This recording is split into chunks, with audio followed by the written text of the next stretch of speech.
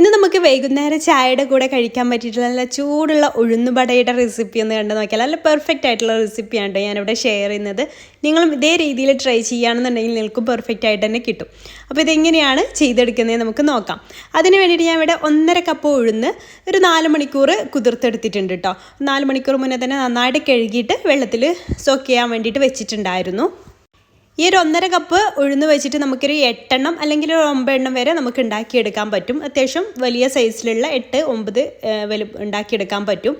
പിന്നെ നമുക്ക് ഈ ഒരു വലുപ്പത്തിലുള്ള ഇഞ്ചി ഇതിലേക്കൊന്ന് അരിഞ്ഞിട്ടിട്ട് കൊടുക്കാം. ഞാനിപ്പോൾ ആ ഉഴുന്നിലെ വെള്ളമൊക്കെ ഒന്ന് കളഞ്ഞ് വാർത്തെടുത്തതാണ് കേട്ടോ. അപ്പോൾ അത് ചേർത്തിട്ട് നമുക്കിതൊന്ന് അരച്ചെടുക്കാം. അപ്പോൾ ഞാൻ മിക്സിയുടെ ചെറിയ ജാറിലിട്ടിട്ട് പൾസ് ബട്ടൺ നെക്കിയിട്ട് ഇങ്ങനെ പ്രസ് ചെയ്ത് അങ്ങനെ അരച്ചെടുക്കുമല്ലോ, അങ്ങനെയാണ് ചെയ്തെടുക്കുന്നത്. നല്ല ഫൈനായിട്ട് അരച്ചെടുക്കരുത്, ചെറിയൊരു തരിതരിപ്പോട് കൂടെ, എന്നാൽ ഒരുപാട് തരിതരിപ്പ് ആവുകയും ചെയ്ത് ആ രീതിയിൽ വേണം ഇത് അരച്ചെടുക്കാൻ വേണ്ടിയിട്ട്. എല്ലാം കൂടെ ഒരുമിച്ചിട്ട് മിക്സിയുടെ ജാറിലിട്ട് അരക്കുന്ന സമയത്ത് അതങ്ങ് ഫൈനായിട്ട് അരഞ്ഞു പോവും. അത്രയും അരഞ്ഞു പോകരുത്, ഇങ്ങനെ ചെറിയ തരിതരിപ്പോട് കൂടെ വേണം പ്രസ് ചെയ്ത് ഇങ്ങനെ വിപ്പ് ചെയ്തിട്ട് അടിച്ചെടുക്കില്ല, ആ രീതിയിൽ അടിച്ചെടുക്കുക. അപ്പോൾ ഞാനത് മുഴുവനായിട്ട് അടിച്ചെടുത്തിട്ടുണ്ട്. എന്നിട്ടൊരു ഫോർക്ക് വെച്ചിട്ട് ഇതുപോലെ നന്നായിട്ട് തന്നെ ഒന്ന് ബീറ്റ് ചെയ്തെടുക്കണം. ഒരു 2-3 മിനിറ്റ് നേരം നന്നായിട്ട് ബീറ്റ് ചെയ്തെടുക്കേണ്ടത്. നല്ല ഫ്ലഫി ആയിട്ടുള്ള ഉഴുന്നുവട നമുക്ക് കിട്ടുള്ളൂ. അതല്ലാന്നുണ്ടെങ്കിൽ കൈ വെച്ചിട്ട് ചെയ്തെടുത്താലും മതി. ഞാനിപ്പോൾ ഒരു ഫോർക്ക് വെച്ചിട്ട് നന്നായിട്ട് തന്നെ ഒന്ന് മിക്സ് ചെയ്തെടുക്കുന്നുണ്ട്. ഇതുപോലെ ചെയ്യൽ നിർബന്ധമായിട്ടും ചെയ്തെടുക്കുക കേട്ടോ. അതവിടെ വെച്ചിട്ടുണ്ട്. ഇനി നമുക്ക് അതിലേക്കൊരു 8-9 ചെറിയുള്ളി ഇതുപോലെ അരിഞ്ഞിട്ട് എടുക്കാം. ഞാൻ വലിയ ചെറിയുള്ളിയായിട്ട് എടുത്തിട്ടുള്ളത് ഒരു 9 എണ്ണം ഉണ്ടായിരുന്നു. അത് അതിലേക്ക് ഇട്ട് കൊടുത്തിട്ടുണ്ട്. പിന്നെ 2 പച്ചമുളക് ഇതുപോലെ വട്ടത്തിൽ അരിഞ്ഞതാണ്, അത് ഇതിലേക്ക് ചേർത്ത് കൊടുക്കാം. പിന്നെ നമുക്കിതിലേക്ക് ഒരു കറിവേപ്പില, 2 തണ്ട് കറിവേപ്പില ചെറുതായിട്ട് അരിഞ്ഞതും ഞാൻ അതിലേക്ക് ചേർത്ത് കൊടുക്കുന്നുണ്ട്. ഇനി ഇതിലേക്ക് ആവശ്യമായിട്ടുള്ള ഉപ്പ് ചേർത്ത് കൊടുക്കാം. ഞാൻ ഇവിടെ ഒരു 3/4 ടീസ്പൂണോളം ഉപ്പ് ചേർത്ത് കൊടുക്കുന്നുണ്ട്. അപ്പോൾ നിങ്ങൾ ഉപ്പ് നോക്കിയിട്ട് ചേർത്ത് കൊടുക്കുക. പിന്നെ നമുക്ക് കായപ്പൊടി ചേർത്ത്, ഇത് ഓപ്ഷണലാണ്, നിർബന്ധമില്ല. ഞാനൊരു 1/2 ടീസ്പൂൺ കായപ്പൊടി ചേർത്ത് കൊടുക്കുന്നത്, അതുണ്ടെങ്കിൽ ഒന്നുകൂടെ നല്ല ടേസ്റ്റി ആയിരിക്കും. അതിൻ്റെ ഫ്ലേവറൊക്കെ ഇഷ്ടമുള്ളവർക്ക് കേട്ടോ. അതൊരു 1/2 ടീസ്പൂൺ ചേർത്ത് കൊടുത്തിട്ടുണ്ട്. എന്നിട്ട് നമുക്ക് വീണ്ടും ഈ ഒരു ഫോർക്ക് വെച്ചിട്ട് ഇത് നന്നായിട്ട് തന്നെ മിക്സ് ചെയ്തെടുക്കാം. അല്ലാന്നുണ്ടെങ്കിൽ കൈ വെച്ചിട്ട് മിക്സ് ചെയ്തെടുക്കാം കേട്ടോ. അപ്പോൾ ഇത് നന്നായിട്ട് മിക്സ് ചെയ്തെടുത്തിട്ടുണ്ട്. ഇനി നമ്മുടെ കൈ ഒന്ന് നനച്ചെടുക്കുക കേട്ടോ. ഇത് ഇങ്ങനെ നമുക്ക് ആ ഒരു വടയുടെ ഷേപ്പ് ആക്കാൻ വേണ്ടിയിട്ട്, കയ്യിലൊട്ടി പിടിക്കാതിരിക്കാനൊക്കെ വേണ്ടിയിട്ടാണ് കൈ ഒന്ന് നനച്ചെടുക്കുക. എന്നിട്ട് ഇതുപോലെ ഒന്ന് ഒരു ബോൾസാക്കി എടുത്തിട്ട് ഇതുപോലെ ഒന്ന് പരത്തിയതിന് ശേഷം സെൻറ്ററിലൊരു ഹോൾ ഇട്ട് കൊടുക്കുക.